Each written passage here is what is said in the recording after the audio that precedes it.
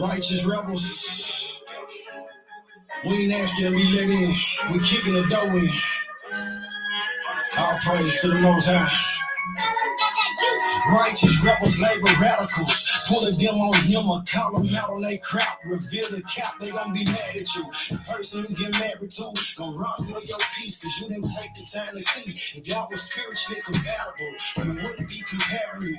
If they truly valued you, cognitive dissonance, won't believe if you had the proof. Pray, protect, provide, and guide the family. What a dad do. Love and comfort, help her king comfort. What a mama do. I'm a Jew, super blessed. I woke up feeling wonderful.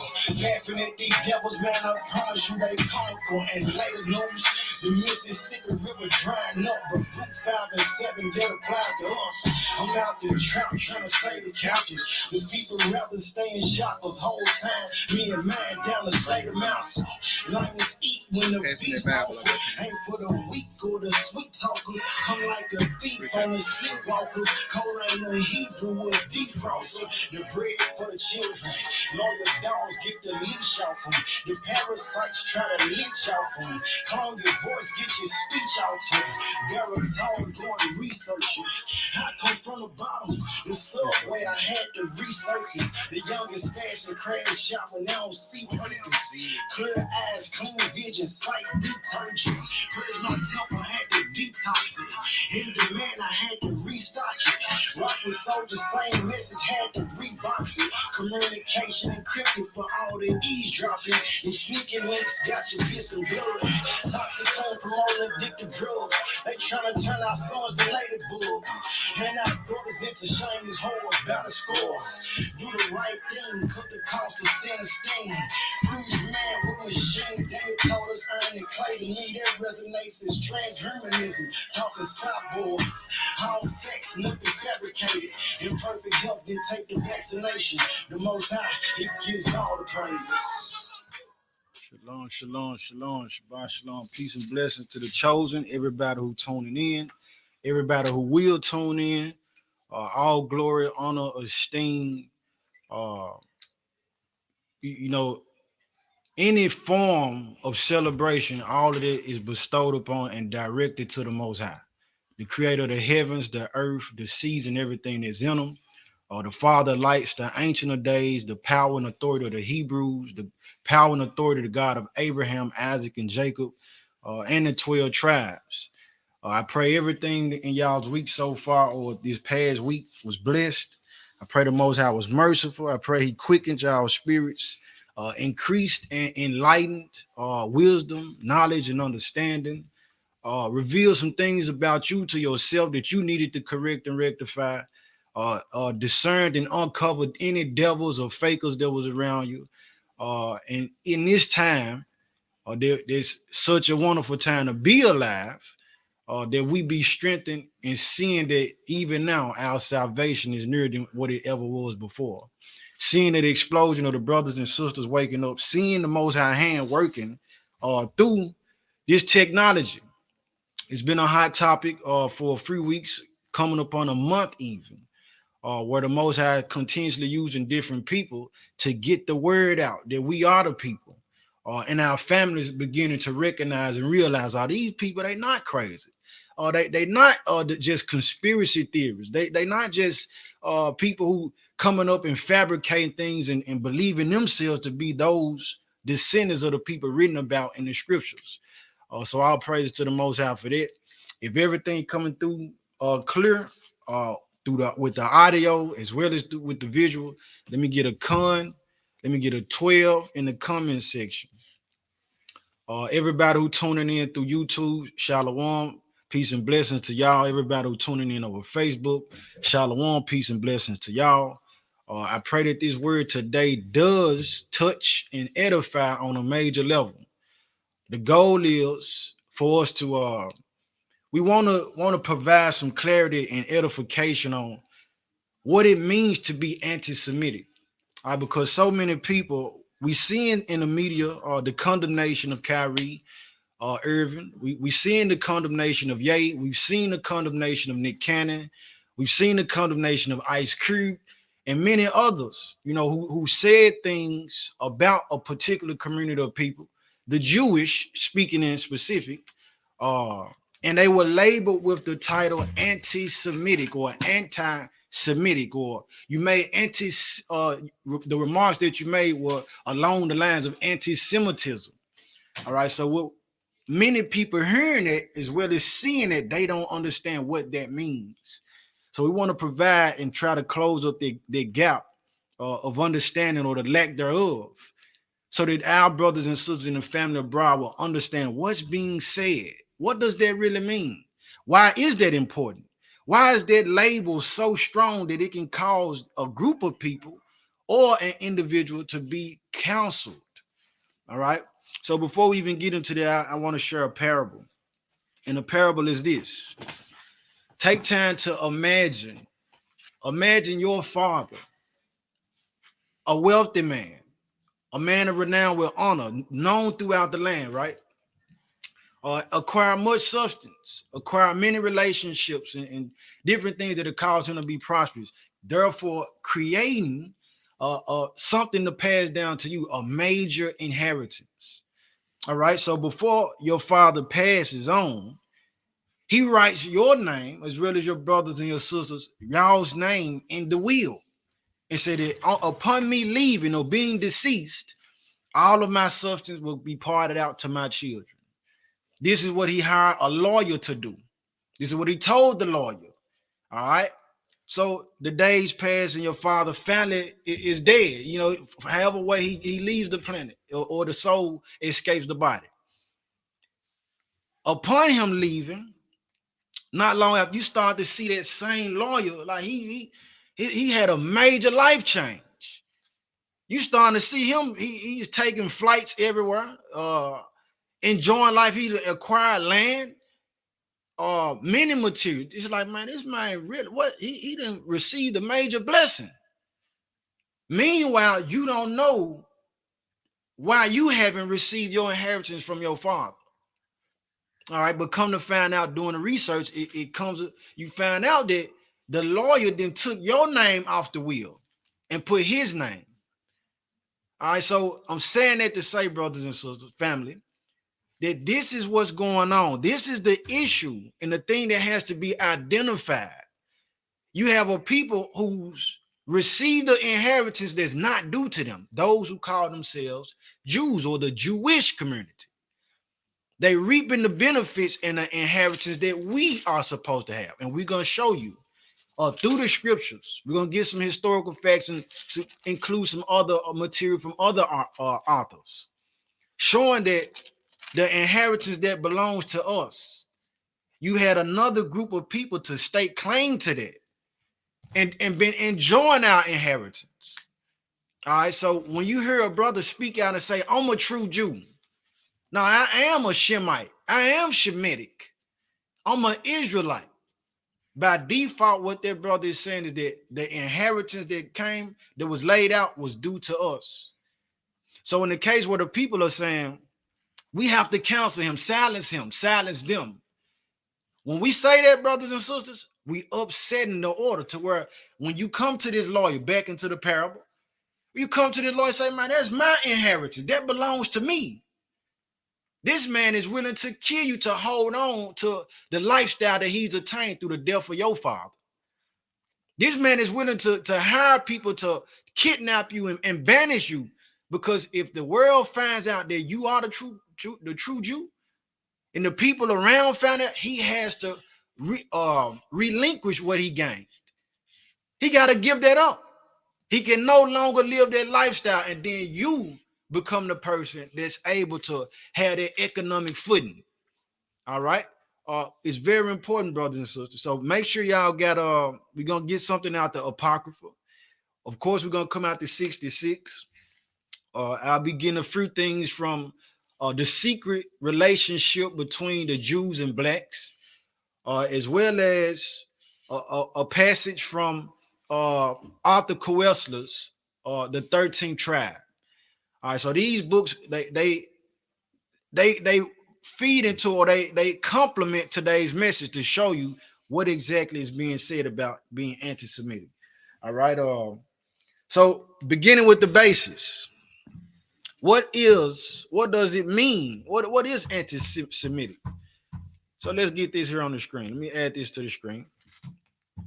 Y'all drop a 12 in the comments if y'all can see that.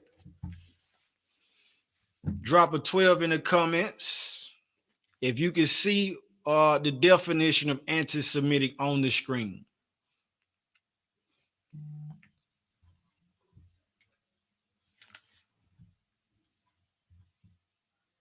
Okay. All right, so anti-Semitic. It says hostile to or prejudiced against Jewish people. All right. Understanding that the suffix on this word here, this word Jewish, ish means it's not the exact thing. It's like or pertaining to somewhat. It just as an example. If an adult came into the room playing and I said, hey man, you acting real childish. It doesn't mean that he's a child or she's a child. It means she's exhibiting characteristics of a child, of a minor. All right, so these people who are saying that they Jewish, they not the real Jews. They only practicing. And if you don't know, if you know any of these Jewish people in the communities, they'll tell you, many of them, they say that they Jews because they keep the Torah. But understand this, brothers and sisters, just because you keep the commandments of the Most High God, the Torah, that does not make you a Jew. The bloodline is what makes one a Jew. All right, so but as we understand that what anti-Semitism means or against the Jewish people, now we need to know what it means to be Semitic. It says relating to or denoting a family of languages that includes Hebrew, Arabic, and Aramaic, and certain ancient languages such as Phoenician and Akkadian, constituting the main subgroup of the Afro-Asiatic family. All right, and it also says relating to the peoples who speak Semitic languages, especially Hebrew and Arabic. All right, so we're going into the milk of it, the foundation as we build up to get a stronger understanding of what's being said. But it's saying it's relating to the languages of Hebrew, Arabic, Aramaic, you know what I mean, the people that spoke it. All right, so before we proceed forward, let me get some scriptures. Let's go to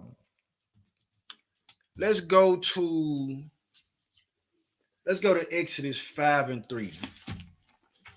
Exodus 5 and 3. This is the book of Exodus, chapter 5, verse 3. And they said, the God of the Hebrews have met us. Let us go, we pray thee, 3 days' journey into the desert. Okay, so it said the God of the Hebrews. So what we're going here for, brothers and sisters, to show you there is a such thing as a Hebrew people, but it's also a differentiation for being a Hebrew people, a race of people, a nationality, a nation rather, separate from it being a type of language. You can speak Hebrew and be a Hebrew. You can be a Chinese and speak Hebrew. They can be separated. But the important thing is to be a Hebrew. All right. Let's go to Exodus 7 and 16. This is the book of Exodus, chapter 7, verse 16, and it reads, and thou shalt say unto him, the Lord God of the Hebrews. The God of the Hebrews. All right, it's not talking about a language, and we making this, and we bringing this forward, brothers and sisters, because many in that community, the Jewish community, they related to saying that, well, I speak Hebrew, so I am due to receive that inheritance. We got to make this separation. Go ahead. This is the book of Exodus, chapter 7, verse 16. Verse 16. Mm-hmm. And thou shalt say unto him, the Lord God of the Hebrews have sent me unto thee, saying, all right, let my people go. Let my people go. Now go to Genesis 14:13. Genesis 14:13. We still getting to show you. It says, prove all things. We want to prove that Hebrew is a people, and then it is also a language. Go ahead. This is the book of Genesis, chapter 14, verse 13.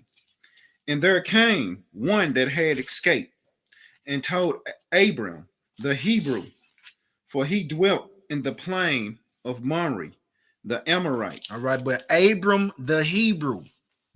One came to him speaking to Abram the Hebrew. All right. So let me get something else. Because that's important.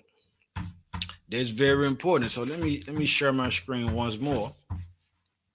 Because everything we spun from, we started with Semitic, went into Semitic, showing that Hebrews was listed in it, and now let's see what the definition. Oh, Salaki. Yep. All praises. Let's see the definition of what Semite is. All right. I'm gonna share my screen. Christian. Thanks, Saint. Yes, sir. Let's see. Chrome tab. All right. So what we see, brothers and sisters. Semite. All right, Semite. It says a member of any of the peoples who speak or spoke a Semitic language, including in particular the Jews and Arabs. Now, as we look at the origin, SEM. Now, this is how they put it. Say it was anti-Semitic. This is the statement he made was anti-Semitic, but it comes from Shem. This is important. This is very important. Shem. So when we see Shem, let's go to Genesis 9. This is why it's important, brothers and sisters. This is why it's important. Anytime you hear that, and the people get condemned from speaking out, not saying that I'll do harm to these people or anything along those lines, but simply saying that I'm a true Jew. By default, you upsetting the order to where they saying if the people receive it and we continue to let these people say that, they're gonna come and remove us from our place and receive their own inheritance, the things that's due to them. All right, Shem, Genesis 9. Here, verse 18. When you hear anti-Semitism or Jewish, all these things go back to the Bible, brothers and sisters. This is the book of Genesis, chapter 9, verse 18. Mm-hmm. And the sons of Noah that went forward of the ark were Shem and Ham and Japheth. All right, the sons that went forth after the Most High sent the deluge, after he flooded the earth with the waters for 40 days and 40 nights. The people that repopulated the earth, the sons of Noah, his sons and their wives were Shem and his wife, Ham and his wife, and Japheth and his wife. All right, so as we trace these lines and these lineages, this bloodline, the people who are claiming to be Jewish, they saying that we come from the line of Shem. That line is very important because through the scriptures, this is the same bloodline that the Most High followed. This is the same bloodline that followed and trusted the Most High. All right. So let's get some out of the Zonovan. And don't forget it's on the slide as well. Okay. You're right. Thank you, Saint. Thank you. So let's go back to the slide. All right. So it said that those three sons from Noah. Here's one, Ham, the youngest son of Noah, born probably about 96 years before the flood, and one of 8 persons to live through the flood. Pay attention to this. It says he became, let me go back. So like he became the progenitor or the father of the dark races. But what does it say here? Not the Negroes, but the Egyptians, Ethiopians, Libyans, and Canaanites. Keep in mind, brothers and sisters, that if you're reading the Zonovan Bible, the Zonovan Compact Bible Dictionary, that's written by somebody who's Jewish. So it's in their records that they know that we different. All right, that we don't come from Ham. All right, but the Egyptians, the Ethiopians, the Libyans, and the Canaanites. But the Negroes, who we are, we don't come from Ham. All right, but within the definition of the Gentile with Japheth. Let me see. We got it on there. Okay, let's go. You got it out the book then, huh? It's on. It's go with one. No, go back. Okay. Yep. Oh, right there. Okay. Here we are. All right, Ashkenazi. So now we get the definition of the other two brothers. It says, now these are the generations of the sons of Noah, Shem, Ham, and Japheth. And unto them were sons born after the flood. The sons of Japheth, Gomer, and Magog, and Madai, and Javan, and Tubal, and Meshach, and Tyrus. And the sons of Gomer, what they say? Ashkenaz. So those who are not aware, you have Ashkenazi Jews, and you have Sephardic Jews. But here's the name here. This is who a lot of these people come from.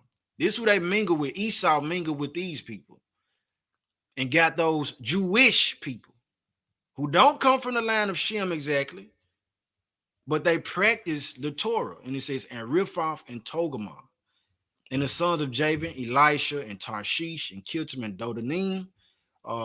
By these were the isles of the Gentiles divided in their lands, everyone after his tongue, after their families, in their nations. And the sons of Ham, Cush, and Mizraim, and Phut, and Canaan. All right, so let me jump back for a second to Ham. All right, but if you can, though, is Shem in there? You on the slides? Shem. No, I don't think so. So let's get Shem out the Zonovan. All right. All right, so what we're showing you, though, brothers, is that lineage, tracing that lineage. As they say, the people are anti-Semitic or so forth. This is what they're telling you. They say, we come from the land of Shem. We descend from him. And through Shem's line, we're going to see who was included. Gotcha. This is from the Zonovan Bible Dictionary. I hope y'all can see that right there. Mm-hmm. And it reads, Shem, the second son of Noah and progenitor of the Semitic race. And progenitor of the Semitic race. Pay attention. This is what they don't, this is why you will be condemned. They're going to condemn you because you staking claim. You actually claiming your true identity. Notice it's not a problem. The brother's making a profound point that anytime we claim to be anything but the true Jews, they're going to put that out in front. Oh, yeah, they're going to promote that. Yeah. They're going to push that, put fire, but they're willing to invest millions into the artists, into the celebrities. All right, keep going, though, Shem. Shem, second son of Noah and progenitor of the Semitic race, was born 98 years before the flood and lived 600 years, outliving his descendants. Outliving his descendants. Who? For 9 generations, excepting Eber and Abraham. Except Eber and Abraham. Or Abraham, as many people. So it's showing you that in the line of Shem is Abraham. What's important about him? All right, so when we talking about God or the Most High, the people say, well, the God of Abraham, Isaac, and Jacob. These are the special, when you read in the Bible, cover to cover, these people play a very important role. All right, so Abraham is included in the line of Shem. All right, you got some, Shem? I know you got the king. Go ahead. All right, so let's go to Genesis 12. Right. Genesis 12. Because we're gonna hit verse 1 first, and then for the context. Gotcha. This is the book of Genesis, chapter 12, verse 1. Now the Lord has said unto Abraham, get thee out of thy country and from thy kindred and from thy father's house unto a land that I will show thee. All right, get out of that country. He talking to Abraham family. The Most High talking, he said, get out of that land and get to a country what I'm going to show you. All right, jump down to verse 6. This is the book of Genesis, chapter 12, verse 6. And Abraham passed through the land, in the land of Sichem, unto the plain of Moreh, and the Canaanite was in the land. Was then in the land. All right, so it's showing this is the land that he's saying he's gonna give them. Stay with me, stay with us. You know, so we're gonna show you why this is important. He said he passed through that land, and the Canaanite were in the land at that time. Now, if we go back to the definition of Ham, we've seen that the Canaanites were included in the bloodline of Ham. But not the Negro. But not the Negro. Not the Negro. All right, let's go to Numbers 34. Numbers 34, Saint. This is the book of Numbers, chapter 34. Which one, okay? Here, verse 1. This is book of Numbers, chapter 34, verse 1. And the Lord spoke unto Moses, saying, command the children of Israel. All right. Moses, who's a descendant through that same bloodline of Shem. All right. And the children of Israel who come through that same bloodline of Shem. Abraham, Isaac, Jacob. Jacob's name was changed to Israel. Israel had 12 sons. Levi was one of them.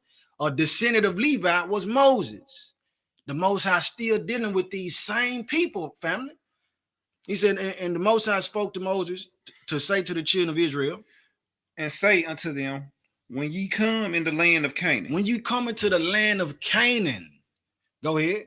This is the land that shall fall unto you for an inheritance, even the land of Canaan, with the coast thereof. With the coast thereof. Is that it?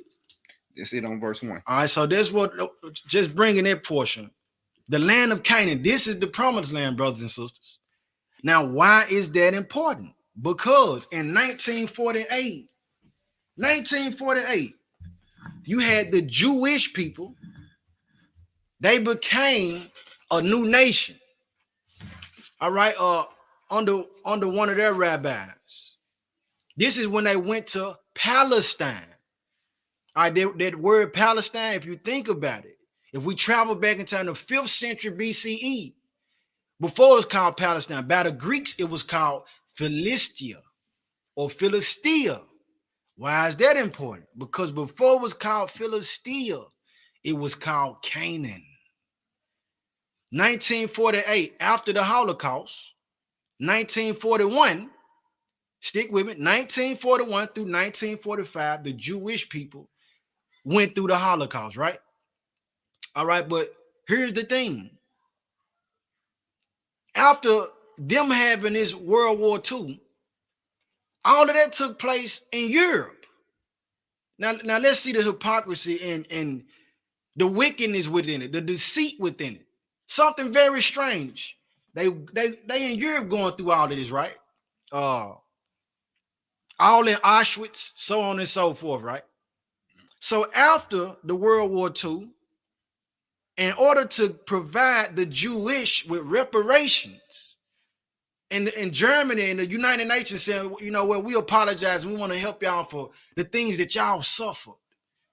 We want to give you some land, but it's not in Europe where you suffered it. It's going to be over what they call the Middle East. We're going to give you the land of Israel. We're going to give you Palestine. What sense does that make, brothers and sisters? That's just like if you in your house, you and somebody get to fighting. I'm not even there. Y'all get into it. A judge comes into the midst of it to, find out what's going to happen. And the person who suffered at your hands, they tell them, well, you know what? Because you hurt him, we're going to give you Paisley House. I didn't have anything to do with it. But all of this is a part of Bible prophecy, brothers and sisters. All this is a part of them covering up to steal our inheritance. Let's go to Jeremiah 17:4. Jeremiah 17:4, because we got to understand this. We have to understand what's going on. That's our land. How did they get our land? If we the people, because that's what I'm telling you in short, brothers and sisters, we the true Jews, we the chosen people, and they've been partying and enjoying our inheritance for centuries. But the gig is up. All praise to the Most High. Jeremiah 17:4. This is the book of Jeremiah, chapter 17, verse 4. And thou, even thyself, shall discontinue from thine heritage. All right, so the Most High talking to these Jews, the real people now, in the scriptures, who they're claiming to be. He said, you're going to discontinue from your heritage. At no point in time in history when you check it, as these people staking claim to be us, they didn't lose their inheritance. They didn't change their customs. They've been saying that they the people. All right, but what's important to notice or to note is that it said they became a new nation. In the same day, check it out, look it up, Harry S. Truman recognized these people to be a new nation. It used those words specifically. because they stake and claim to be us and went into our land. Go to Deuteronomy 32. Deuteronomy 32, verse 21. This is the book of Deuteronomy, chapter 32, verse 21. Mm-hmm. And it reads, they have moved me to jealousy. So the Most High saying his real people, this is how we got into our condition. This is how they're able to stake claim to be us and go into our land and have all the power that they have. He said, we moved him to jealousy. Go ahead. With that which is not God. Mm-hmm. They have provoked me to anger with their vanities. Mm-hmm. And I will move them to jealousy with those which are not a people. With those who are not a people. Go ahead. I will provoke them to anger with a foolish nation. With a foolish nation.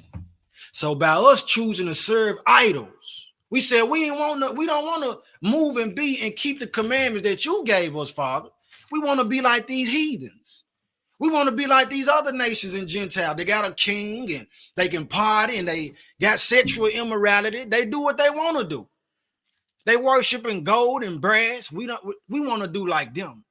So the Most High say, okay, I'm gonna let you see what they feel like. So I'm gonna move because I'm jealous because I done delivered y'all from Egypt.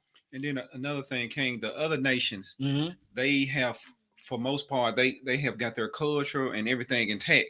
So even though we forgot who we are, they never forgot who we was. They never forgot. Come on with it. Give me Psalms 83, King. I got you. Psalms 83. The other nations know who we are. That's why you can go, you see some of these videos where you have Israelites going into these stores and they have a conversation with, especially mostly the Arab men. They say, who the real Jews are? Oh, it's you black people. You will see a lot of those videos because they know exactly who you are, because they wouldn't destroy it as a nation as we have been.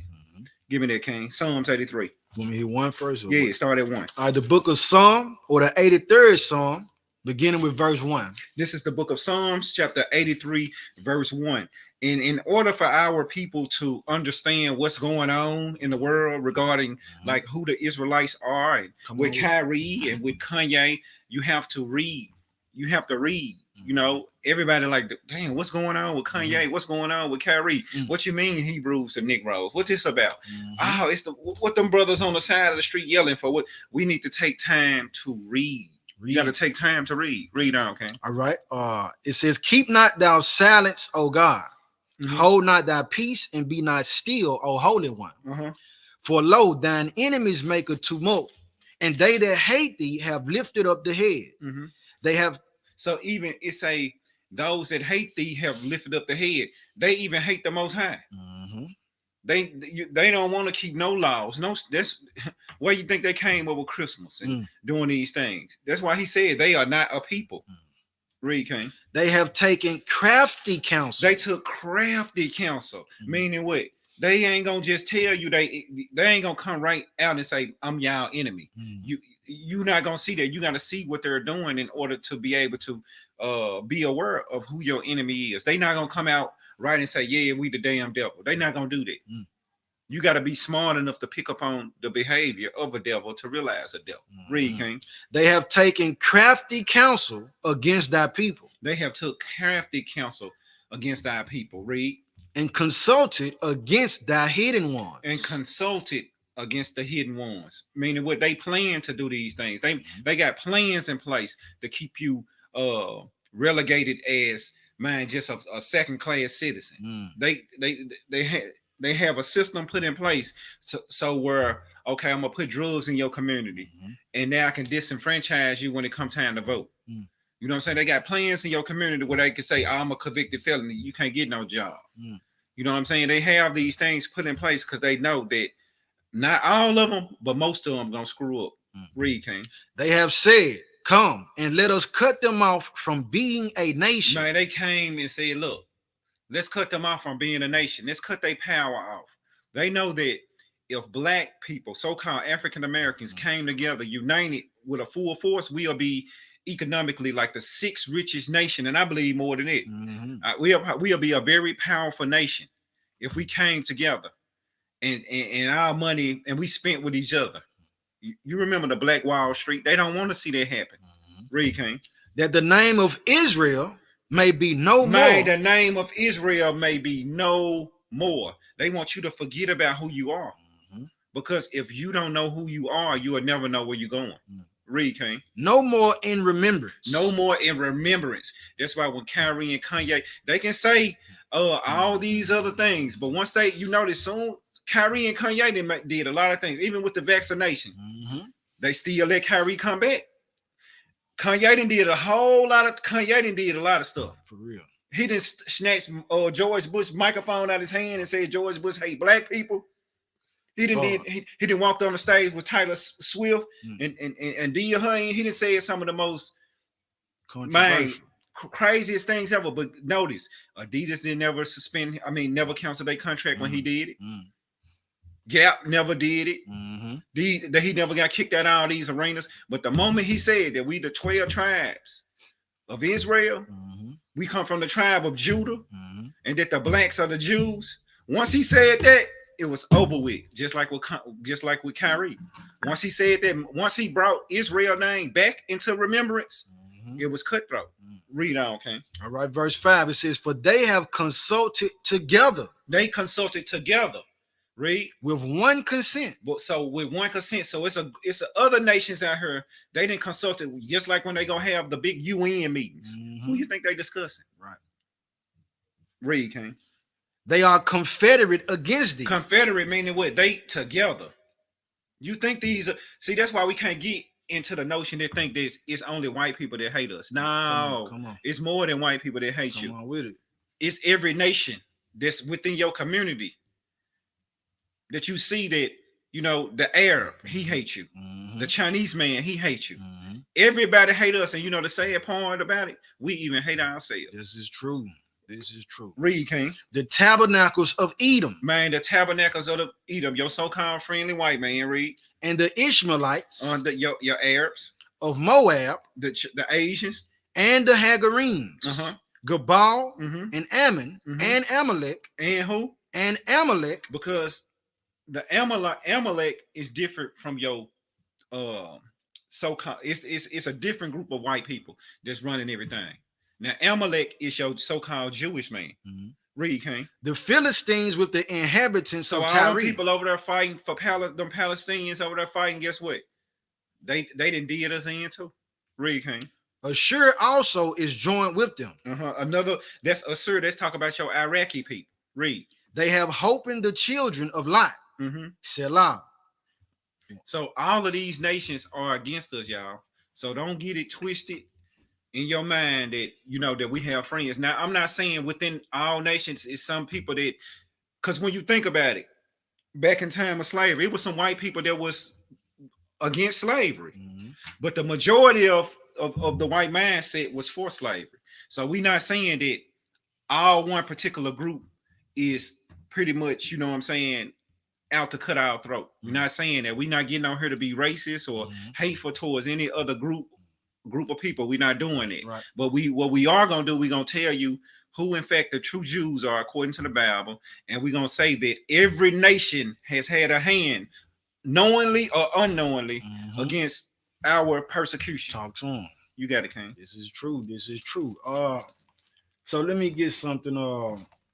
I was talking about us going into the land, them getting the land. Let's go to Ezekiel 7. All right. Ezekiel 7, verse 20. 7 and 20. Right. So this is a portion in part to link in with what the Most High said. You're going to discontinue from your heritage. And we discontinue not only just because we fell away, because sewn into the fabric of society were things to make us forget, to keep us from understanding these things through the educational system. They bring it in and say, well, you know what? This is where y'all came from, Jamestown, Virginia. The first boat that's documented for them, Jamestown, Virginia, you know, slave ships. This is where y'all were at. This is y'all's history. But what were we prior to these slave ships? Before they came and got us off the west coast of Africa. Before they, you know, we were scattered throughout all the land, which all of this ties into another fact, family, that the ones who claiming to be these Jews of the Bible, the Jewish people, they haven't suffered these things. Right. Through their history, you will not find these things taking place against them. Even in slavery, family, They had advantages. They paid for a lot of the slave ships. They paid for a lot of those slaves. We're gonna get it out the books though. What I tell you to get? This is the book of Ezekiel, chapter 7, verse 20. Mm-hmm. As for the beauty of his ornament, he sat in his majesty, but they made the images of their abominations and of their detestable things therein. Therefore have I set it far from them. He talking about the land of Israel. He talking about Jerusalem. He talking about the promised land that was allotted to our forefathers and foremothers, which is still to be our inheritance. But we polluted it. All right, go ahead. Verse 21. And I will give into the hands of strangers for a prey, and to the wicked of the earth for a spoil, and they shall pollute it. All right, so now 1948 happened, where after the Holocaust, they were on ships, but they were brought to prosperity. They weren't coming off the ships and going into chattel slavery and bondage. No type of hardship. So he brought these heathens into the land, said, I'm going to get y'all out, put them in, and they going to pollute it. This is why one of the most, the largest sodomite parade or homosexual parade or transsexual parade takes place in the land of Israel every year. All right, and we also seen that, as the brother brought out, the wars between the Palestinians and the Israelis. These are not Israelites, but they warn in the land for the land, and the book tells us that when the real Israelites come back to the land, the people will study war no more. So it's supposed to be peace. Yep. So if it's still war in the land, these are not the people. And you know why? Because we not in the land.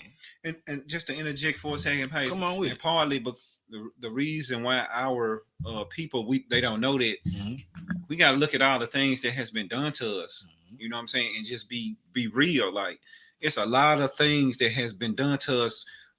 What they like when a person come from war, he suffer from PTSD. He's immediately provided with all type of counseling or whatnot. Indeed, our people, we've been destroyed to the point where we have been, it's just accepted. You know what I'm saying? We don't, like the scriptures say, we don't even consider who we are as a people. We don't even consider that we Israel. All we know is we been Negroes, African Americans, Afro Americans. We've been all these different, and we never questioned it. Why? Because our parents never questioned it, and they parents never questioned it, and they parents never questioned it. So, and this is a good example of, we know that it tell you in Romans, man, that we the ones waking up out of this sleep. You know what I'm saying? And bringing out this word, and the world is on notice. But we must be mindful that a lot of our people won't get this, just like you didn't wake up overnight. You know what I'm saying? It's just, it's a time thing. You know, so we must be patient with people and understand the things that our people have been through that got us as a nation to the point where we at today. Indeed. That's all I want to say. All praise to the Most High. All right, let's go with that. Ezekiel, the next verse. This is the book of Ezekiel, chapter 7. Verse 22. My face will I turn also from them, and they shall pollute my secret place. For the robbers shall enter into it and defile it. The robbers shall enter into it and defile it. So we're gonna get more on those robbers from Obadiah later on, but keep on going, King. Verse 23. Make a chain, for the land is full of bloody crimes. The city is full of violence. The city is full of violence, bloody crimes. Continue. Verse 24. Wherefore I will bring the worst of the heathen. He said he's gonna bring the worst of the heathen. Go ahead. And they shall possess their houses. And they gonna possess our land. Go ahead. And I will also make the pomp of the strong to cease. And their holy places shall be defiled. And the holy places shall be defiled. Even these group of people, again, like the brother brought out. Today's message is not anti-Semitic. It's not for us to be saying that we hate these people or any hate. What we're talking about is the facts. And the book tells us, it says that truth goes through 3 stages. The first stage is that it's going to be ridiculed and objected. The second stage is that it's going to be violently protested. And then the third stage is that it's going to be received as an indisputable truth. So do your research and you're going to find out these things that we're talking about, it is the truth. And it can't be hidden. The Most High said the truth going to spring up from the earth. But he said the worst of the heathen going to go in and possess the land while we absent, brothers and sisters. Let's go to Revelation 2. All right, so but the target and the goal is to show that these are not the people. These are not the Most High's chosen people. They don't even believe that Christ is the Savior. They don't even believe that it's a Redeemer. Matter of fact, in the Talmud, one of their books that they have, what is it? Yabamoth, 46b, if I'm not mistaken, page 354. It talks about Christ being a bastard child. So they saying that the Redeemer and the Messiah is a bastard. They don't even believe in them, family. So how can y'all be the people? Claiming to be the people of the Bible. I told you to get something? Yes, sir. This is Revelation chapter 2. Mm-hmm. You want verse 9? Yep. This is the book of Revelation chapter 2 and 9. Mm-hmm. I know thy works and tribulation and poverty. And poverty. I know your works, tribulation, and poverty. This is Christ talking. He said poverty, to be without. This is going to play a role in what we're saying today. Keep going. But thou art rich. But we are rich. Go ahead. And I know the blasphemy. The filthy lie, the blasphemy. Go ahead. Of them which say they are Jews. Listen, we weren't saying we was Jews 15, 20 years ago.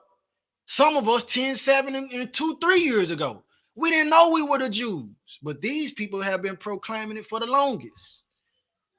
Say, I know the blasphemy of them who say they are Jews, but what? And are not. But are not. Go ahead. But are the synagogue of Satan. And who is the ones who, they worship in synagogues? All our life, Negroes, African American, we going to these churches. And if we aren't practicing Christianity, we say, well, we're going into the mosque. Because we practicing Islam, the faith of the Muhammad and so on and so forth. We weren't saying nothing about a synagogue. These people have been, this is what they call their establishments and places of worship. All right, but he said, listen, read that part again. I know the blasphemy of them which say they are Jews. They say they Jews. Go ahead. And are not. You are not a Jew. They not Jews. We the Jews, keep going. But are the synagogue of Satan. But they are the synagogue of the adversary. Go ahead. Verse 10. Fear none of those things which thou shalt suffer. That's all I want on it. And then I know a lot of people, you know what I'm saying, we go to this verse, King, and we do stop right there. But this second verse, if you don't mind, come on, verse 10, I think it's important because it realized that once you wake up and you like we saying, we say that we are the Israelites and we rehearse these righteous acts and you spread this truth. Just know that we are not greater than the master. Come on. So whatever Christ suffered, guess what? We are bound, we are due to suffer as much. Indeed. So I want to go to that verse 10. So we must keep this on our mind. It say, fear none of these things which thou shalt suffer. Behold, the devil shall cast some of you into prison. Some of you gonna go to prison for this. Are you reading this scripture? It's gonna come a time where you're not gonna be able to go on the street corner. It ain't gonna be. You already see how with YouTube and or whatnot how they control the media right now.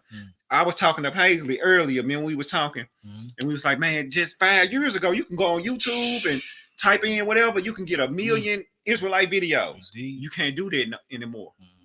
They're controlling this. They taking this. It's about to be a famine on the word. You know what I'm saying? You're not gonna be able to freely. Just imagine what they doing to Kyrie and Kanye. These folks are multimillionaires, and Kanye was a billionaire, of course. Now we don't have the power like they have. They can cast us in prison. You know what I'm saying? You know what I'm saying for this truth. So be mindful of that. Let me read it. Let me finish it for you. Go ahead. All right, it says, behold, the devil shall cast some of you into prison. The who? The devil. This just happened by incident. Who gonna cast you into prison? The devil. The devil, bro. shall cast some of you into prison. And that's how you know the devil is not no damn red man with a pitchfork under the ground. Remember, they taught us that the devil was the pitchfork with the Tasmanian tail running around turning red. He red, but he ain't that type of red.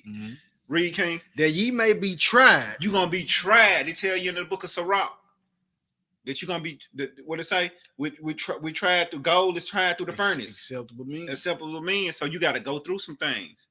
Read, King. And ye shall have tribulation 10 days. Be thou faithful unto death. Be unfaithful unto what? Unto death. Read. And I will give thee a crown of life. Man, you're gonna earn your crown of life one way or the other. That's all I had, King. All praise to the Most High. So as we use that as the lunch pad, family, or poverty. All right, so now we're going back into the history of these people, the Khazars, because that's what they are. 1948, when they got to Palestine, or the Promised Land, Germany had a hand in giving these people reparations. So let me share my screen, matter of fact. Let me share the screen. Show you what happened.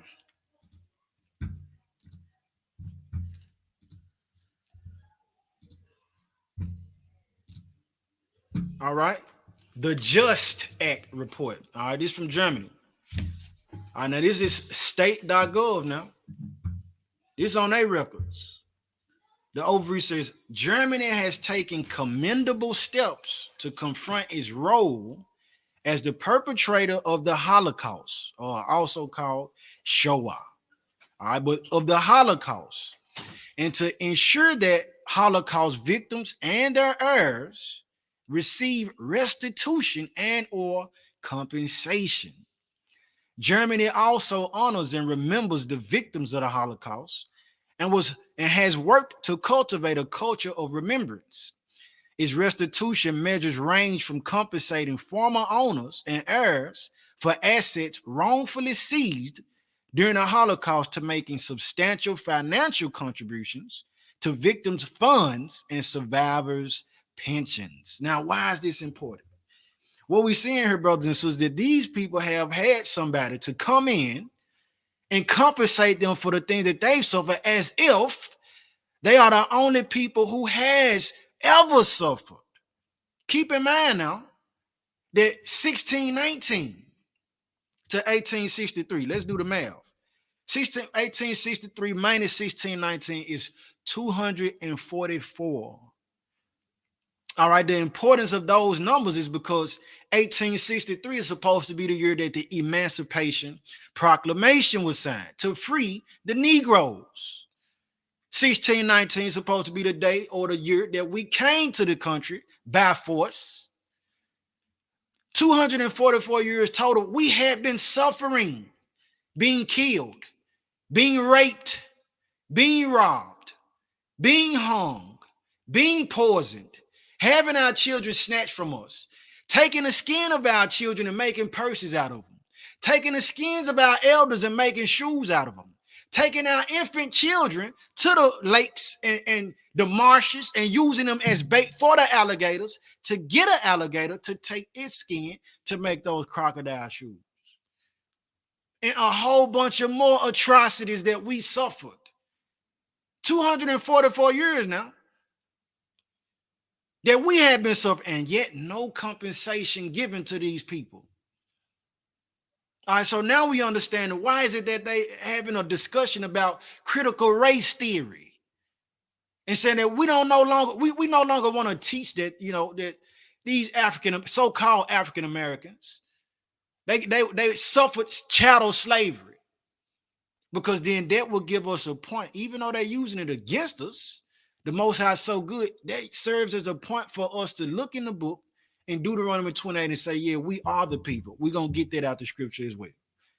I will continuing on with this article, family. It says from 1945 to 2018, the German government paid approximately 86.8 billion in restitution and compensation to Holocaust victims and their heirs. So many times the people that heard me say, well, the Jewish people, they get money every month.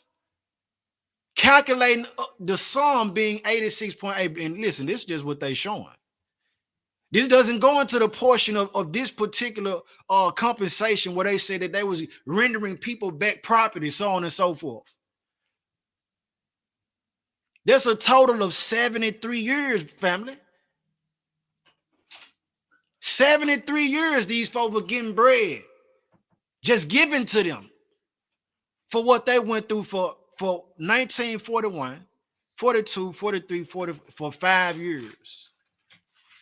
Meanwhile, we didn't suffer and still dealing with it, still dealt with it after 1863, many years. We haven't gotten to the black codes and the slave codes and pig laws and peonage.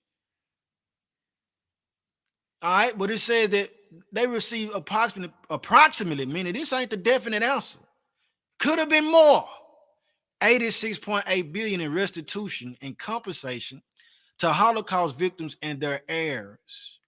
Germany has also identified Nazi looted objects, including artworks, books, and objects within larger collections, and has returned 16,000 objects to survivors and their heirs over the last 20 years. Thousands more pieces of looted art are still missing worldwide. Rising anti-Semitism throughout Europe, including in Germany, and especially in former East Germany, coupled with polls showing the need to increase Holocaust education among Germany's youth, highlight the importance of Germany's continued dedication to fostering a culture of remembrance. So remember the Holocaust. Remember, we the only people that suffered such a mass form of destruction. That's what they saying. So remember, like, listen, we got the monopoly on suffering. We the only ones that ever suffered at such a great capacity. That's blasphemy in itself. All right. But let's continue on, saints. Let me read something for you here from the book, The Secret Relationship Between Jews and Blacks. All right, so I'm going to start on page 44. And this is important to show again, we haven't jumped into those signs being a signification of the true Jews, that we are the chosen people, the things that these people who stake and claim to be God's chosen. You have to have this guideline. You have to have this history. You have to have this within your lineage. All right. And those things are listed in Deuteronomy 28, Leviticus 26, Hosea, Lamentations, throughout the Bible. All right. But during the time that so-called African, the real Jews, us Israelites, were suffering in this country, what was the status and the status of these Jewish people? All right, so as I read this, when you hear Jews, it's going to be referring to the false Jews. All right, so I'm on page 44. It says, in fact, all of these policies were successfully institutionalized in America, and many still exist in some form throughout American society. All the racial ills of today, the alarming disparities in the condition of white and black Americans, can be traced to these post-slavery imperatives. Because after slavery, it was a system established to say, well, we have to keep these Negroes as close as to a slave as possible. It says the relationship between blacks and Jews is a subset of this larger American race relations tragedy. Jews are whites in a system. I'm going to read that again. Jews are whites in a system that has conferred all of its benefits, privileges, and advantages on a purely racial basis. And Jews have attained a higher level of prosperity than that achieved by any other white ethnic group. So what the brother brought out earlier from Psalm 83, saying you got Edom, your Caucasian people, but then you got Amalek. He's a different form. He's the one who's claiming to be us. So they've achieved a higher level of the normal or your average Caucasian or Caucasoid. All right. And tying this in too, what I forgot to mention, or with their 86.8 billion compensation to them, and Hamashiach telling us in Revelation 29 that the true Jews were going to be suffering poverty. These people ain't suffering poverty. There's a strike against them right now, identifying the falsehood. They're not suffering poverty. All right, they're running so much of the institutions in the world, but nonetheless, continue on. It says, but in order for them to have achieved so high a level of success in America, they had to have participated actively in a system that at all costs ensures one fundamental American principle: unchallengeable white supremacy. With the publication of the first volume of The Secret Relationship Between Blacks and Jews in 1991, came the revelation that before the time of Christopher Columbus and through the European expansion into the Western Hemisphere, Jews were active participants in the epic racial crimes committed by the New World's European invaders. So they had a hand in us being brought to this country. They had their foot on our necks, as well as these other races and nations. The people who claiming to be the Most High's chosen people. All right, so before I proceed forth, King, let's get that Deuteronomy 28. Yes, sir. Deuteronomy 28, hit 46 first. This is the book of Deuteronomy, chapter 28, verse 46, King? 46. This is the book of Deuteronomy, chapter 28, verse 46. And it reads, and they shall be upon thee for a sign and for a wonder. Okay, so hit 15 for me. Let's get the context for everybody who tuning in, so you will understand what's being read here. Go ahead. This is the book of Deuteronomy, chapter 28. Salaki. Hold it, get Deuteronomy 1 and 1. The context of the whole book before even starting in a chapter here. Gotcha. This is the book of Deuteronomy, chapter 1, verse 1. These be the words which Moses spoke unto all Israel. Okay, these are the words that Moses spoke to all Israel. When they say they're Jewish, they're saying that they are Israel. They're saying that they are Israelites, but you never hear them say that. All right, but it says these are the words that Moses spoke to all Israel. So this is what this book is about. Go ahead. Go back to 28. This is the book of Deuteronomy, chapter 28, verse 15. You want 15? 15.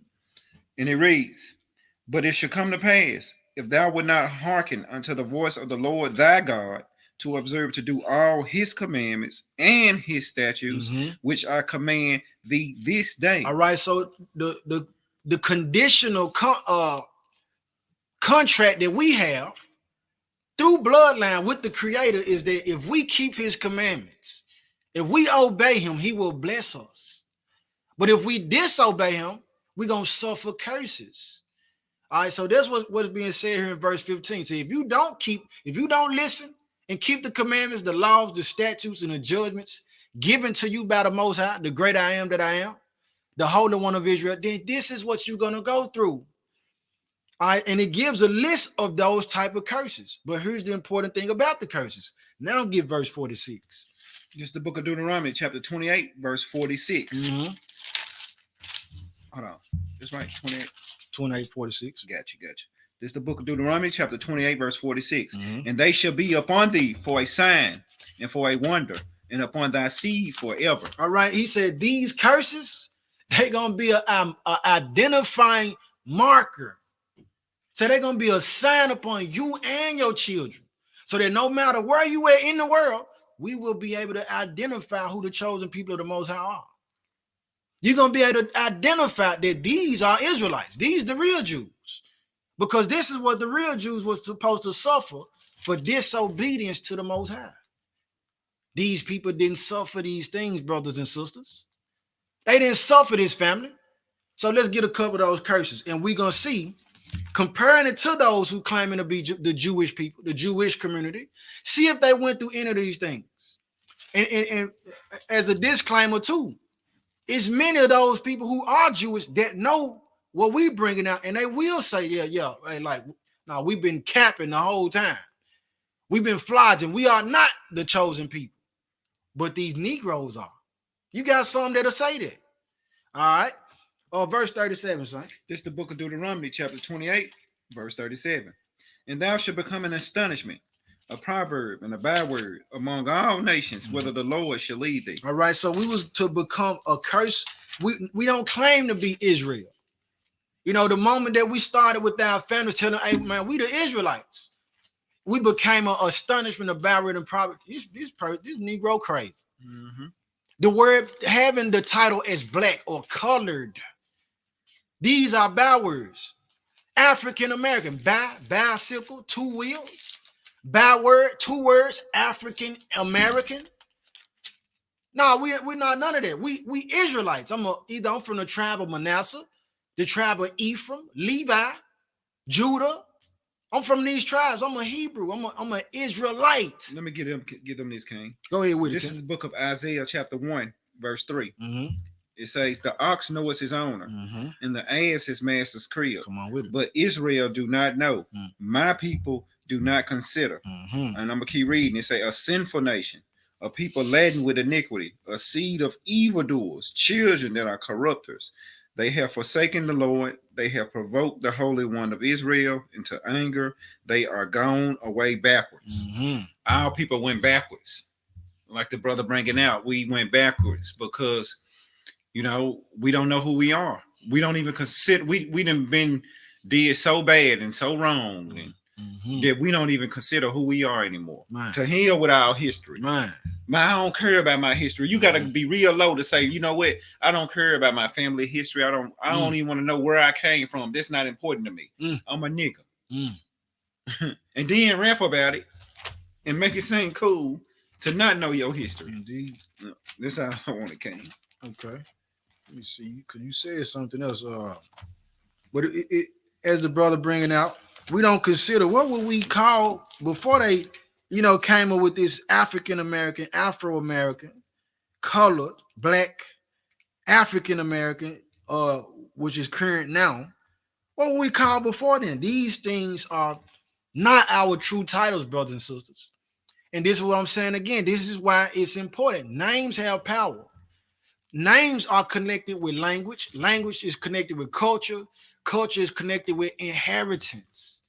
So by these people staking our name, I'm Jewish, which the origin of that would mean that you come from the tribe of Judah. By them staking their claim and saying it, listen, they get the abundance that we're reading about. This is how now the world is recognizing, oh, y'all the people. Okay, well, y'all God's chosen people, whether you believe in the Bible or not. These other nations believe so much, they said, we're going to give y'all some land that don't belong to y'all. We're going to come up with what's called the Palestine line.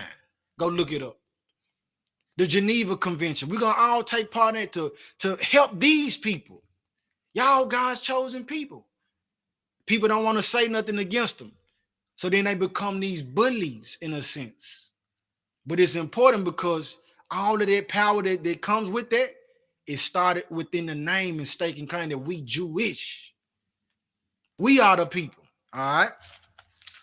Let's see, you got that one. Let's see the verse 43. This is the book of Deuteronomy, chapter 28, verse 43. More the curses to identify the true Israelites, the true Jews. And they say, the stranger that is within thee shall get up above thee very high, and thou shalt come down very low. All right, so it's talking about finances, brothers and sisters. And in our community, it said the stranger, those who are not Israelites, they're going to come in our communities and raise up above us with finance. So when now as the brother brought out earlier, you going into the stores to get some gas, there's an Arab that's serving you gas. And he got an attitude. All right, that's who's running the gas stations in our neighborhoods. Then we go to Kroger's and we go to Whole Foods and we go to Walmart. We go to Walgreens. It's not a Negro or Israelite, a true Jew that owns that establishment. But we giving them all our money and making them more and more rich. When the sisters want to go to the beauty supply, those of our sisters who like to get the weave and so on and so forth, you go to the beauty supply, and outside of it is plastered nothing but pictures of, Israelite women, melanated women with the weave and so on and so forth. You go in the store, they don't have their weave. It's an agent that's running a store, though. They go get the nails and feet did. Guess what? It's an agent that's doing it more times than less. So they have become more prosperous off of our downfall. Now we back in Psalm 83. Where they said they Confederate. They know who we are. A lot of these people get trained in their countries to say, keep your foot on the neck of these Negroes, these African Americans. Make sure you watch out for them and treat them as nothing. I think I brought that out in one message prior to. All right, they come into the country and they already have a mindset that we are the consumers. All right. Verse 47. This is the book of Deuteronomy, chapter 28, verse 47. Because thou servest not the Lord thy God with joyfulness and with gladness of heart for the abundance of all things. Indeed. Therefore shalt thou serve thine enemies. You serve our enemies. So jump back to 44. This is the book of Deuteronomy, chapter 28, verse 44. He shall lend to thee, and thou shalt not lend to him. He shall be the head, and thou shalt be the tail. So now we again showing that the continuing thought from 43, showing that it's dealing with finances. Said these people gonna lend to you, and they gonna be the head. So now we understand that the banking system that's ran by these Rothschilds and so on, these people are Jewish. Tying it back into the words, the red letters that said that the real Jews was in poverty.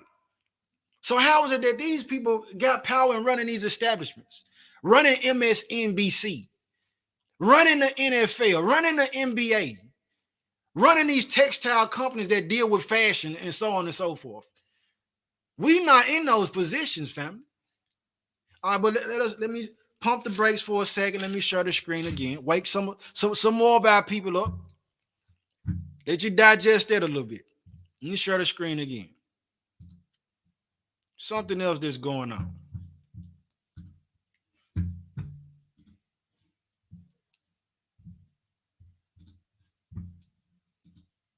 In case you haven't seen it. Control you, they can't. They try to suppress you, but that's how they try to categorize you. They can't control you. You get what I'm saying? They can control Shaq. They can control Charles Barkley. They can control LeBron James.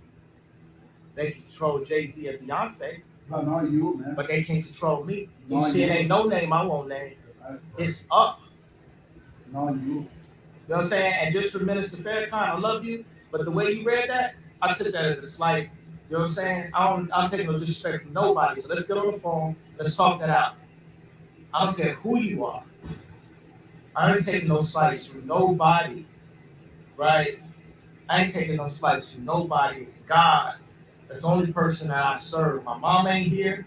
My mama was sacrificed. Me too. You understand? Yeah. So you hear what he said? He said, my mama was sacrificed. So this is for the brothers and sisters who've been explaining to their families for years now. Like, man, these folks, these celebrities, they be sacrificing their loved ones to gain their economic footing that they have, to gain that popularity and that fame.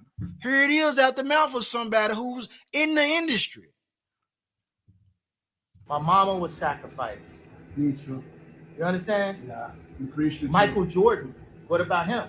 His dad, right? Bill Cosby, his son, right? Dr. Dre, his son. You're out in Hollywood, a lot of people come up missing. Feels like it might be a lot of that in order to control, traumatize. They want to monetize and traumatize. And God loved me. You understand? They hit me. Gap, Adidas, all that away. Still, Forbes, who hate me, right, had the right net worth 400 million. Jesus is king. God loved me. That's more important than being alive. That's the thing. You know what I'm saying? And this truth is going to be heard. Y'all can't send none of y'all Meek Mills, y'all Puppies, y'all Lil Boozy, none of these names, none of these people that have to listen to y'all because they have legal. I never killed nobody, right? I'm the pussy that never killed nobody, right? But that means I can say whatever I want and not go to jail. All right, Lexi. Indeed. So we're seeing more of the truth. Like I said, man, this truth gonna be heard. All praises to the Most High. He gonna use whoever he decide to use, however he wanna use them. All praise to the Most High for that truth. He said the truth gonna spring up from the earth. Anything hidden is gonna be revealed. And the Most High, he's showing out right now. All right. It's not about the messenger. For those who might get tied up into a bunch of noise, it's not about the messenger. It's about the message. Remember that. You had some, Sean? No, you got it, King. All right, so we're back in the curses. All right. Let's go back in the curses, and then we're gonna jump back into Well, click on that, King, on the slide. all right. Deuteronomy 28, and we're gonna get 68. Matter of fact, yeah. Go back to the last one. Yeah. Give me Luke. It said okay. We good right there. Okay. And this is another reason or another example that the so-called Jews are not the Jews. It say, this is the book of Luke 21:24. It says, and they shall fall by the edge of the sword. Who? The Israelites. Mm-hmm. And they shall be led away captive into all nations. Mm-hmm. So the true Israelites they was led captives to all nations. Mm-hmm. And when you look around, when you can go to the Caribbean, they had slaves. Mm-hmm. You go to Europe, they had slaves. In the Americas, they had slaves. All over the world, they had slaves. Read on, King. All right. It says, and Jerusalem shall be trodden down of the Gentiles until the times of the Gentiles be fulfilled. Now, give me the book of Deuteronomy chapter 28:68. I got you. When have you saw any other group of people go into slavery by cargo slave ships? You haven't seen it with one group of people. And it's the so-called African Americans who are the real Jews. Mm-hmm. Click on the slide, King. The next one. Next slide. Who did this happen to? Go. Oh, next one. Right here. Mm-hmm. And it said, and the Lord shall bring thee into Egypt again with what? With ships. The first time the Israelites left Egypt, how did they leave out? On foot. They left on foot. Mm-hmm. So the word again mean a second time. Mm-hmm. This is like if your mama said, if you don't clean up their room, I'm gonna come. She already whooped you the first time. She say, I'm gonna whoop you again. Mm-hmm. That means 2 times. Again mean twice. Again, but this time, but they say gonna go again. But this time, how they gonna go? With ships. With what? With ships. Click to that slide, King. Next slide. Who did that happen to? Who did this happen to? Man, this is how you know these scriptures are real. This identifying, this is a straight indicator on who the Israelites are. They went into slavery on slave ships. Ain't no other group of people have went into slavery on slave ships but us. Period. You can dance around it. You can say, oh, okay, that don't mean it. Mm-hmm. But it's in the book, y'all. The proof is in the pudding. In the pudding. And let me say something too. Even what's been said many times, they'll say, well, every race of people have suffered slavery before, have been slaves, but no other race of people have ever suffered slavery in the capacity that we have. Right. For centuries. It's true, man. I'm talking about hundreds of years, family, going through it. Ain't nobody went through it like we went through it and still here, which is another testament that we the people. Yep. Said if the sun and the moon, these luminaries stop their order, or if you can ever number the stars, then will Israel cease to be before me, a chosen people. That's right. So they done tried everything they can, man, to kill us off and destroy us, but yet and still, the Most High has preserved us. Salt of the earth, as salt used to preserve the meat for the animals before people had the refrigerators. All right, that's all I wanted to ask you. Okay. Next slide. No, we good. That's all I want to bring out on it. Okay. Yes, sir. So back in Deuteronomy 28:2, let me get verse 54. This is the book of Deuteronomy, chapter 28, verse 54. And it reads, so that the man that is tender among you, very delicate, his eye should be evil toward his brother. All right, so he says that this is a curse that the Israelites will suffer. The person that's tender, the least aggressive person say this eye gonna be evil towards his brother, towards his neighbor. So now we're looking into our community where we seeing that it's a high level of us killing one another. Look at the music. It's become a part of our culture nowadays to say, I'm gonna kill somebody that look like me. Yeah. I'm gonna spin the block on my op, and then I'm gonna spin again.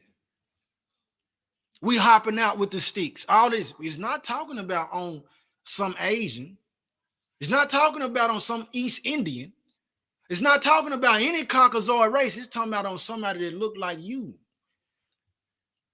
So the evil eye, again, as I've said before, if you haven't heard it, how often have you heard the phrase white on white crime, Chinese on Chinese crime? You don't hear that. But it's a coined phrase, and it's very popular to hear black on black crime. All right, so there's a curse that the Israelites, the true Jews, suffer. They don't suffer it. How do I know? Within their culture, they say, well, these Jewish people, they stick together. They build their businesses together, family. Even with these other nations, you'll have an Arab that run this gas station, and right across the street, they linked in and you know, they partner with the other gas station across the street.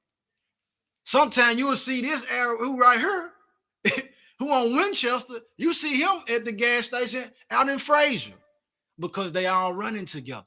Yep. They got unity with one another. They don't have hate for one another. When they see one another, the man said, we need to help each other. How can we both build? When we see one another, it's man, how can I kill this person?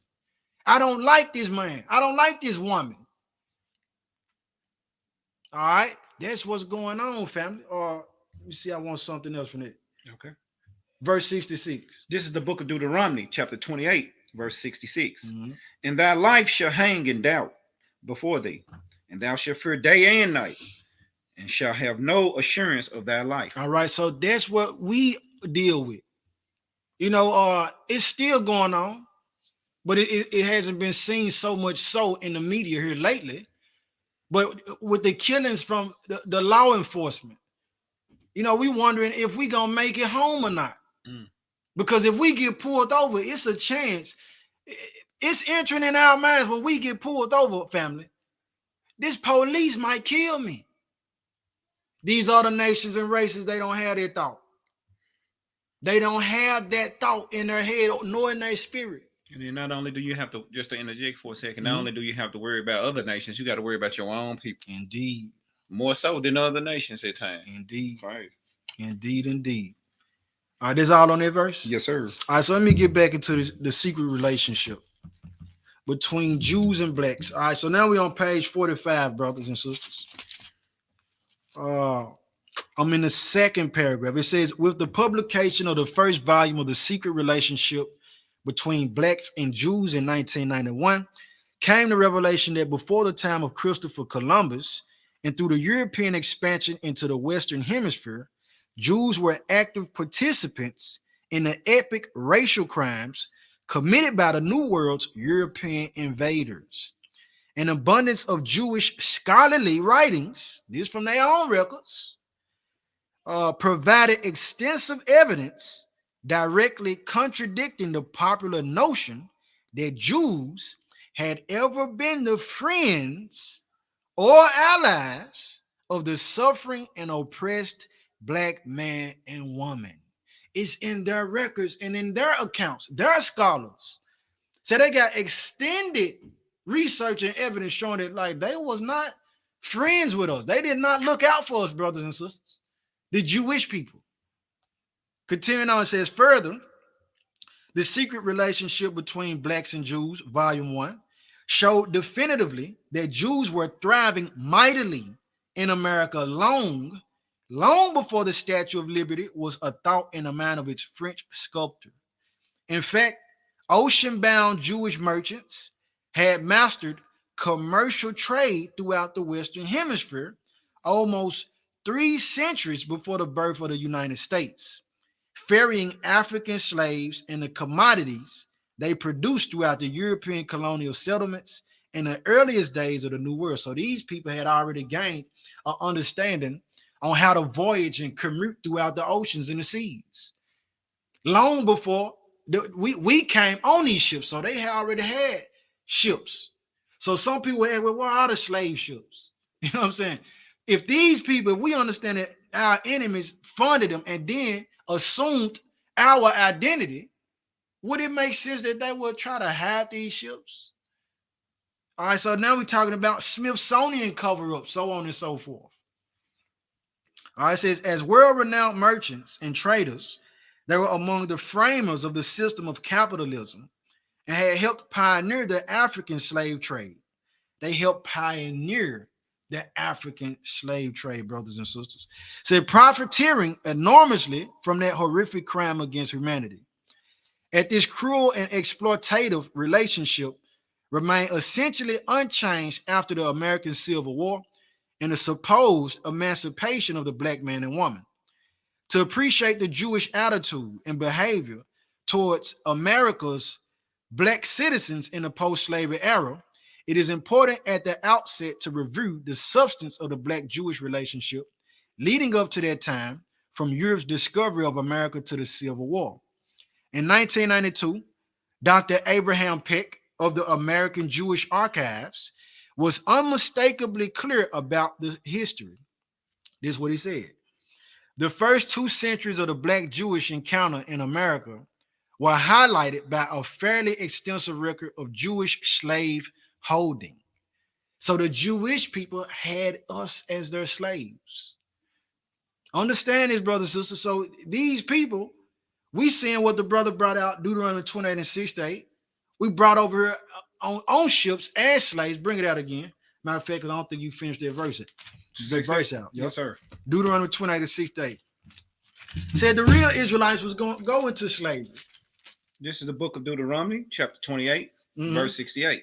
And the Lord shall bring thee into Egypt again with ships, by the way whereof I spoken to you.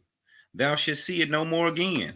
And there you should be sold unto your enemies for bondmen, and bondwomen. And no man shall buy you, meaning old Quaker English for no man shall save you. No man shall save you.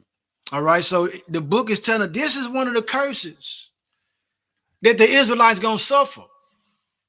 You're going to be slaves, slave men and slave women. All right, and we reading here from the secret relationship between Jews and blacks, that the Jewish people who claiming to be Israelites, they had the real Israelites as slaves. If they the people, then they supposed to be suffering all these things. But when you check the history, family, they have not. They have not. It's pure falsehood. So I'm back in the book. It says, indeed, during the colonial period, in the small Jewish community of the time, almost every Jewish household of any form, north or south, possessed at least one slave. All right, this is from the mouth and the writings from Abraham Peck, who is Jewish. This is a confession. All right, it says the historical record supports every word of that assessment.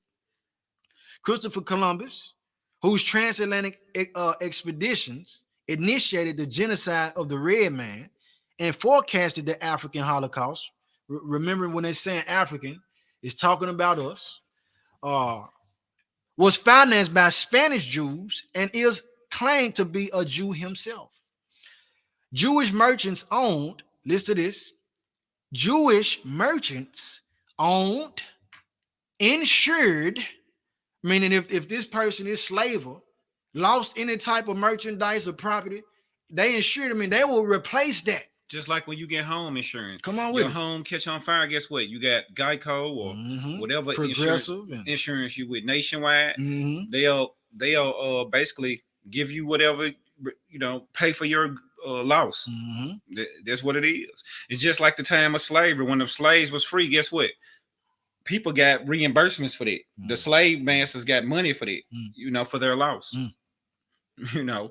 Great Britain and all those countries, they got compensated for their loss. Indeed. All right, continue on. It says Jewish merchants owned, insured, and financed slave ships and outfitted them with chains and shackles. So they not only financed the slave ships, but they also provided the shackles to put the slaves in, brothers and sisters. Continuing on, it says Jews were auctioneers, brokers, and wholesalers, keeping the slave economy oiled with money, markets, and supplies. 9 out of 10 Africans were shipped to Brazil. Jewish scholar Dr. Arnold Wittnitzer described the early Jewish presence there, the Jewish presence in Brazil. It says, besides their important position in the sugar industry and in tax farming, they dominated the slave trade. So these people who claiming to be from the tribe of Judah, claiming to be from the 12 tribes of Israel, supposed to have been suffered what we read in Deuteronomy 28. They haven't. They had a hand in causing those things to come to pass. Mm-hmm. They had a hand in our affliction because we are the true Jews. All right. Continuing on, it says the buyers who appeared at the auctions were almost always Jews. Mm. All right. And because of this lack of competitors, they could buy slaves at low prices. According to Wiesenthal Center scholar, Dr. Harold Brackman, during the 1600s, slave trading in Brazil became a Jewish mercantile specialty in much the same way it had been in early medieval Europe.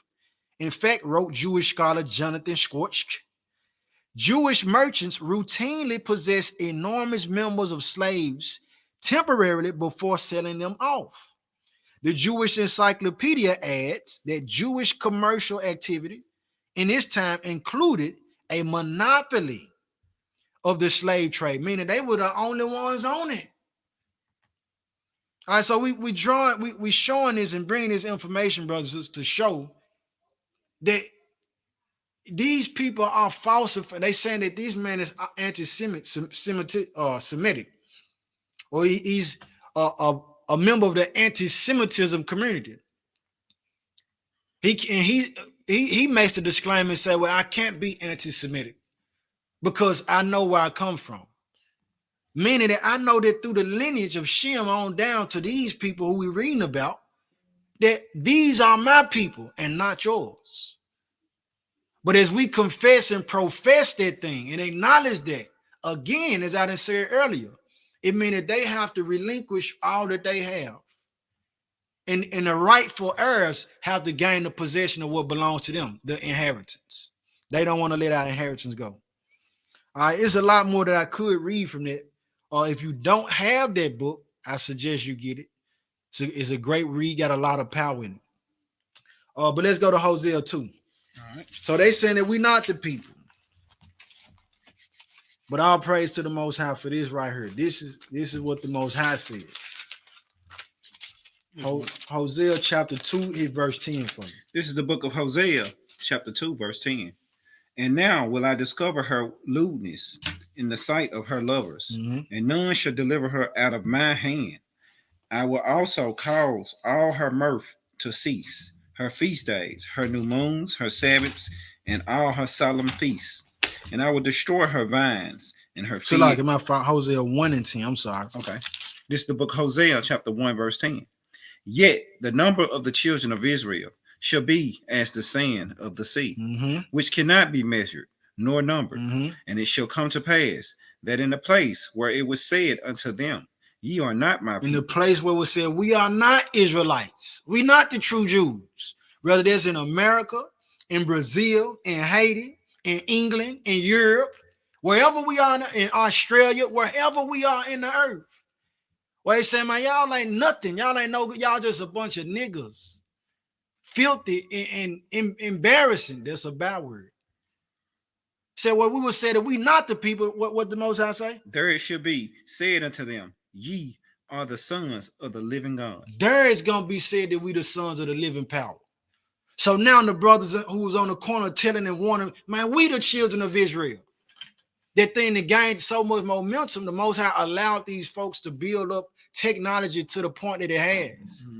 Understand that if imagine if any of these celebrities said that, as they said today, 70 years ago. Technology wasn't in the space that it is. Right. So the word wouldn't have gotten out to so many people. One single post on Twitter The brother posted a link to this book, Hebrews to Negroes. That's what I said, went viral. Went viral. Billions of people, millions then went and checked it out. And keep in mind that even now, you got a lot of the celebrities who Jewish, they signing off on a petition to send to Amazon and Barnes and Noble to have the brothers' material removed, to have Hebrews to Negroes, Wake Up Black America, removed from Amazon as well as from Barnes and Noble. All right, that's what's going on right now too. But it said we're gonna be called the sons of the living power. You had something? No, sir. Okay, let's go to First Maccabees though. First Maccabees. So what then happened? Something else that happened of why these particular people, the Peller people, have been able to claim our heritage and be seen aside from us falling asleep and discontinuing from our heritage, so on and so forth. First Maccabees 3 and 48. This is the book of First Maccabees, chapter 3 and verse 48. And it reads, and laid open the book of the law. So it's talking about in this particular time, family, the heathen nations came against our forefathers and foremothers, ransacking our home. They burnt our books. They killed any of us who said that we were true Jews. So they laid open the book of the law, which is the Bible, which is the scriptures, or which is the scrolls. So they laid open the book of the law and did what? Wherein the heathen had sought to paint the likeness of their images. All right, wherein the heathen sought or looked to paint the likeness of their images. Iconoclasm. Yep. So now we understanding, okay, why is this book, the Russian icons, so expensive? Where in the Russian icons, it shows all the martyrs. It shows all the prophets of old in the scriptures as melanated men. It shows the Messiah as a melanated man. It shows the angels as melanated people. That's right. All right, but outside of the Russian icons, you know, when we seen it in what's been given to us, Charleston Heston, in these movies, they showing that the people of the book, the prophets and prophetesses, showing them as Caucasoids, showing them as heathens and Gentiles, anything but a melanated person, which is the true identity of those people. All right, but let me get something else. Okay. Get Jeremiah 16:19. This is the book of Jeremiah, chapter 16, verse 19. And it reads, O Lord, my strength, my fortress, my refuge in the day of affliction, the Gentiles shall come unto thee from the ends of the earth, and shall say, surely our fathers have inherited lives. All right, it says right here. So now we're talking about the portion of those people in that community, the false Jews. So they're going to come from the ends of the earth professing and saying, surely our fathers have inherited lies. Those lies being that we are the true Jews. They waking up as well too now. Understand it, the whole world for the other ones who they've been, going along with the lie and profiting and benefiting off of it. Them never taking a chance to say, well, let me check my own history. A lot of other people say, man, I've been partying with the inheritance of the chosen people, with the apple of his eye. I've been, staking claim to something that doesn't even belong to me. So surely our fathers have inherited lies. The true Jews waking up. All praise to the Most High for that. All right, let me see. We getting ready to close it out unless I got something else. Yeah, I'm good, okay. 2 Maccabees 6 and 6. Yes, sir. 2 Maccabees 6 and 6. And then we'll close it up with Obadiah. 2 Maccabees. This is 6 and what came? Verse 6. Okay, this is the book of 2 Maccabees, chapter 6, verse 6. And it reads, neither was it lawful for a man to keep Sabbath days, or ancient feasts, or to profess himself at all to be a Jew. Neither was it permitted for that man to profess himself at all to be a Jew. Now we seeing what's going on. This man claimed to be a Jew. He got punished for staking claim to his true heritage. Same thing. They said, "Are you gonna claim? You gonna claim that? Are we gonna? Hey, listen, We got to do a deal with you, man. You got to make an example. We got to stop it before it's already out there now." Kyrie said they having meetings about this. Oh damn, they waking up because the scripture say in Romans 13, now it's high time that we wake up out of sleep, that our salvation is nearer than what we believe, and the powers that be, they understand these prophecies. They study these things. That's why they keep it away from you. They know that by us coming back to the realization of who we are as Israelites, that's very scary for them. Indeed. All right, and within it too, read that again. This is the book of 2 Maccabees, chapter 6, verse 6. Chapter 6, verse 6. Indeed. Neither was it lawful for a man to keep Sabbath days or ancient feasts, or to profess himself at all to be a Jew. So within that, we come from a time, family, where these things were done with delight. These things we understood that we needed to do that in order to stay in good standard with the Most High.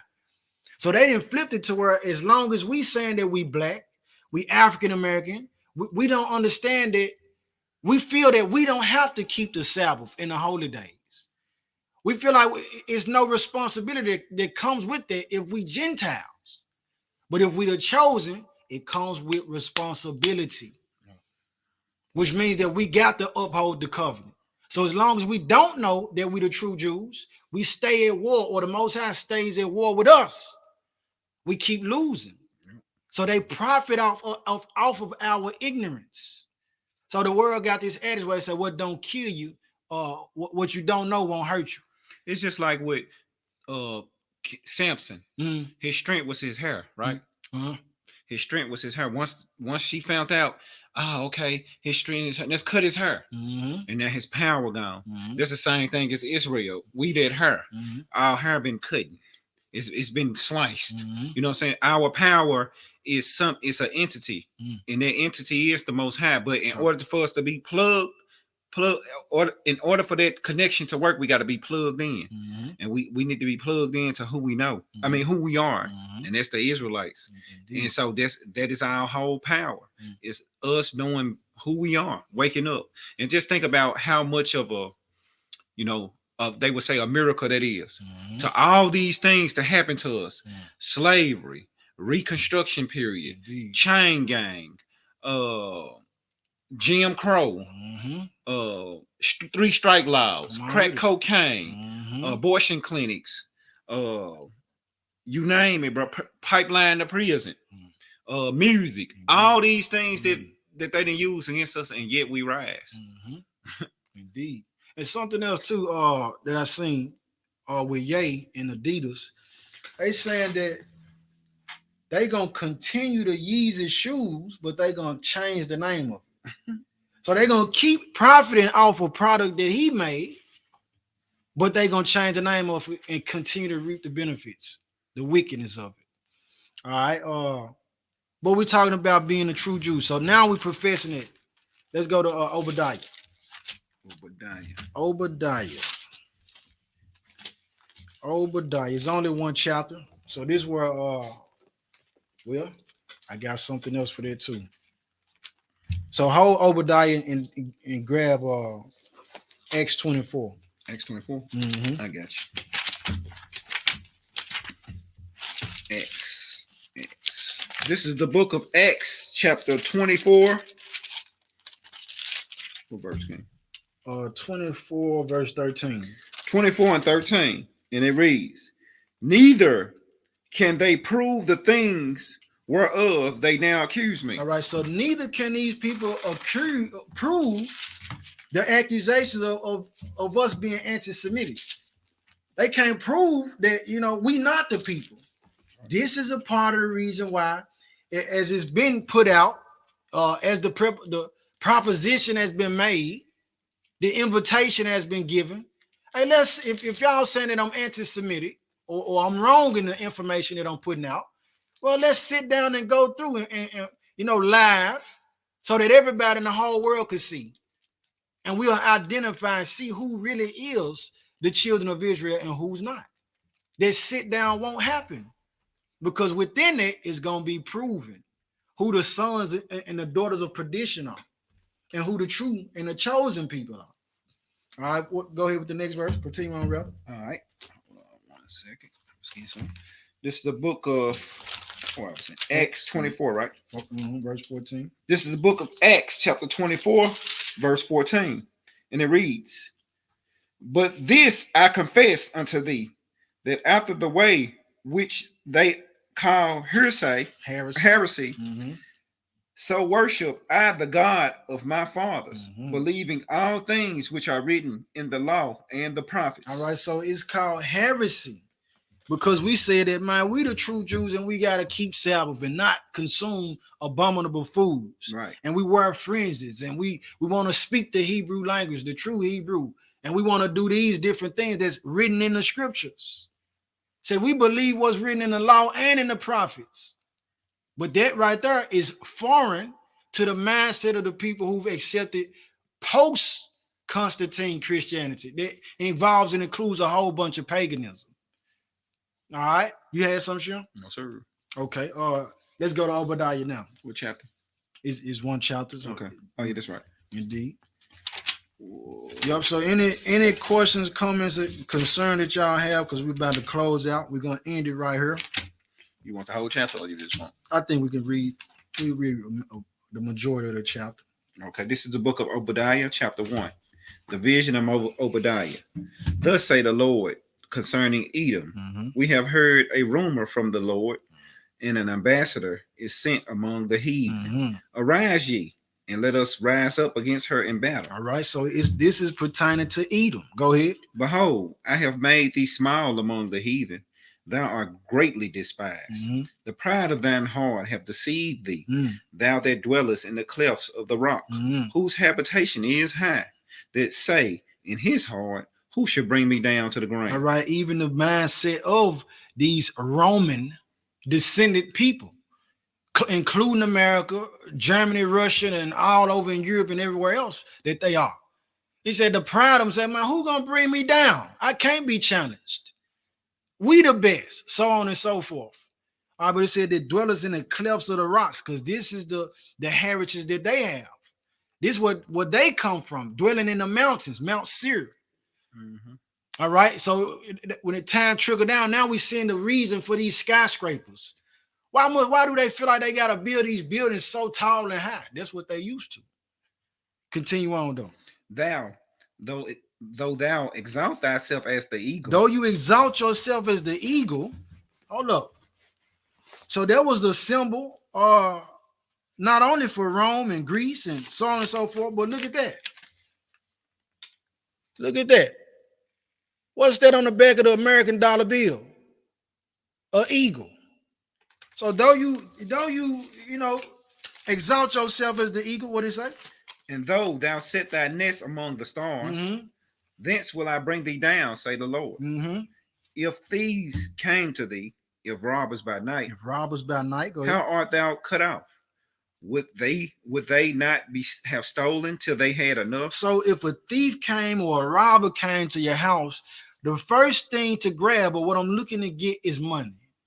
If I can't get money, I want the jewelry. If I can't get the jewelry, maybe you got some firearms because they got value. If you don't have firearms, then I'm going for the flat screen TVs and electronics. But if I can't find none of that, I'm out the door. So what the Most High telling us is that if thieves came by night, would they have left something? I got the money, I'm gone. Hey, forget the TV. I just found his stash spot, her stash spot. This enough for me. Go ahead, what he say? If the grape gatherers came to thee, would they not leave some grapes? Would they not leave some grape, leave something? So he's saying that these people came in and they done took everything. They done took the TV and listen, you had a piece of hair in a shower when they came, and they took the piece of hair that was in the shower. They took everything. They didn't leave nothing, no stone unturned. So a real number was done on us. Keep going. How are these things of Esau searched out? How are his hidden things sought up? All the men of thy confederacy have brought thee even to the border. The men that were at peace with thee have deceived thee and prevailed against thee. They that eat thy bread have laid a wound under thee. There is none understanding in him. All right, so and this gonna build up for the battle that happens in the valley of Jehoshaphat. Armageddon, when all these nations who contended against us, the Most High gonna bring them all down, where they gonna be warring with each other. And then it says they gonna leave the battle from one another to try to fight against the Messiah when he returns. All right, but that's another lesson. Keep going. Shall I not in that day, say the Lord, even destroy the wise men out of Edom, and understanding out of the mount of Esau, and thy mighty man, O Teman, shall be dismayed, to the end that every one of the mount of Esau may be cut off by slaughter. That every one of the mount of Esau may be cut off, not in a pleasable way, said, but by slaughter. For thy violence against thy brother For Jacob. what? For thy violence against thy brother Jacob. For your violence against your brother Jacob. For what they've done to us, slaughter. This is the word. This ain't Page Lord Malak. This is what the Most High done said. So they're going to be cut off by slaughter because of the violence that they've committed against the chosen people of the Most High God. Go ahead. Shame shall cover thee, and thou shalt be cut off forever. Continue on. In that day thou stoodest on the other side, in the day that the strangers carried away captives his forces. So these people, they stood in the gap, and they had a hand like what we was reading in the secret relationship between blacks and Jews. They financed the slave ships. They became merchants in our demise. They profited and benefited off of that. So you stood in the gap when they came and got them. Go ahead. You helped overthrow them. Keep going. And foreigners entered into his gates and cast lots upon Jerusalem. Even thou wast as one of them. But thou shouldest not have looked on the day of thy brother in the day that he became a stranger. Neither should thou have rejoiced over the children of Judah in the day of their destruction. Neither should thou have spoken proudly in the day of distress. Thou shouldest not have entered into the gate of my people. Should have never entered the gate of his people, the Most High's people. Us. Go ahead. In the day of their calamity. Yeah, thou should not have looked on their affliction in the day of their calamity, nor have laid hands on their substance in the day of their calamity. Neither should thou have stood in the crossway to cut off those of his that did escape. Neither should thou have delivered up those of his that did remain in the day of distress. All right. So because of these things, this is what the Most High saying. On reverse, when we read in the scripture, said the gates gonna be open day and night, and the Gentiles and the heathen, they gonna bring their forces day and night. They kings gonna come, queens gonna come bowing down. All right, because of what they already have done. They've carried out our forces, meaning our substance, and those things that help us to sustain life. All right, continue on, King. Verse 15. For the day of the Lord is upon all the heathen. Is near upon all the heathen. As thou hast done, it shall be done unto thee. Thy reward shall return upon thine own head. For as ye have drunk upon my holy mountain, so shall all the heathen drink continually. Yeah, they shall drink, and they shall swallow down, and they shall be as though they had not been. All right, so now understand it. There's some heathens that understand it. So that goes into the portion where the Most High said they're going to cleave to Jacob. All right, so those ones that cleave, hey, we can't do nothing about that. But the Most High saying right here that his day of wrath is near upon all the heathen. It's coming. Keep going. Verse 16.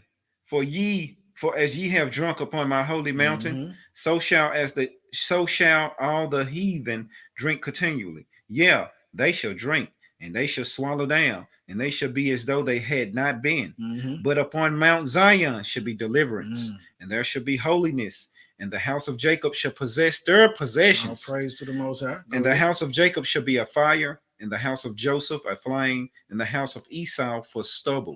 And they shall kindle in them and devour them, and there shall not be any remaining of the house of Esau, for the Lord hath spoken it.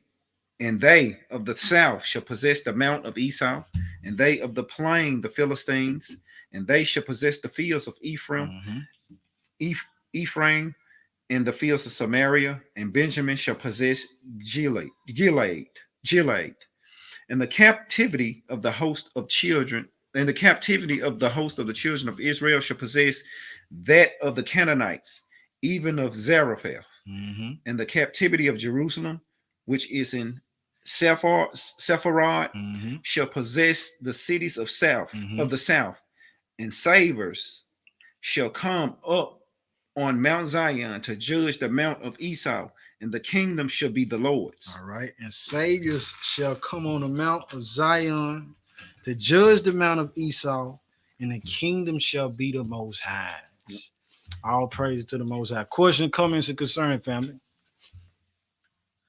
Questions, comments, and concerns. Before we close out, I pray this message was edifying and granting understanding on what it means to be anti-Semitic, which in turn tells you what it's not to be anti-Semitic. We can't be anti-Semitic because we come from the line of Shem. And through Shem, you had the birth of Abraham, Isaac, and Jacob. Jacob's name was changed to Israel. Israel had 12 sons. Those are the 12 tribes of Israel. And the descendants of those people are still in the covenant with the Most High as his chosen people. All right. And we come from those people. We descend from those very same people, brothers and sisters. That's right. Questions, comments, and concerns. Indeed, wake up, Jacob. All praise to the Most High. Everybody who's tuning in, if you haven't, smash the like button. This message may be the one that wakes up a member or answers some of the questions that you didn't have, that you didn't know the answer to. And it might answer the question of some of the people around you. She said, are the Jews the sons of Amalek or Gomer? The Jews, the sons of the so-called Jews descend right. from Amalek, but they're not the Jews. Let's get that. The Jews are Benjamin, Levi, and Judah. That's what that is. But the answer to your question, the ones that's calling themselves the Jews, you can read that, and then we bring that out in the slide. Revelation. Pull up the slide for her, King, right quick, to show her where Ashkenaz could descend from. I'm gonna show you right quick, sister. There you go, right there. Go to Genesis chapter 10, verse 3, and you could get that information. As you know that what is she? Okay. But yeah, there you go, right there, sister. Ashkenaz, the so-called Amalek. You see in here, this is where they descend from. They come from Ashkenaz, the sons of Gomer. Ashkenaz and all of them are related. They come from a Gentile family. Indeed. That's where they come from. Indeed. And Amalek being a son of Edom, you read more about it in Joshua, where he mixed with the children of Chittim. So they bonded their families. And it birthed about the Grecians, and the Greeks are the fathers to the Romans and on up to today.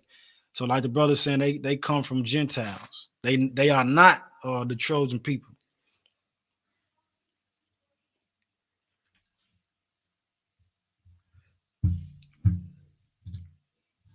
It's Obadiah saying Edom, Esau will be destroyed except the ones who grasp onto Jacob. We know the book say the Most High will have mercy on who he will.